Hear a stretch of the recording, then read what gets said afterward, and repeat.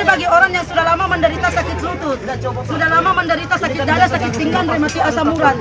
Geram kita punya jari Bu, ngilu kita punya tangan, pakailah dengan obat ini Bu. Yang dibayar itu Bu hanya yang dibawa ke rumah, pakai di sini Bu, tidak dibayar. Nah, apalagi kalau sakit-sakit boleh saya pegang tangannya, ada sebelah kanan desa mau lihat penyakit. 10.000 Mama, tak dapat tempat lain. Banyak jual stainless steel, di mana-mana banyak jual. Minyak gosok yang biasa kita pergunakan itu kalau digosok begini licin Bu. Ini masuk dalam tubuh kita melewati dengan lubang bulu-bulu. Tidak lepas. 10.000 saja, 10.000 saja. Banyak.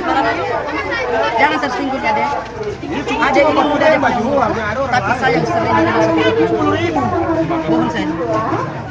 Nah sakit kepala itu Bu bisa menimbulkan mata kabur. Jadi kalau mau mencegah sakit kepala namanya mata kabur, bukan kita punya tembus sebagai pencegahan mata sakit kepala mata tidak kabur. Apalagi Agung ini betul muda dia punya umur, tapi dikena dengan rematik tulang, keram dia punya jari, komplikasi dengan rematik lagi. Pakailah dengan obat ini.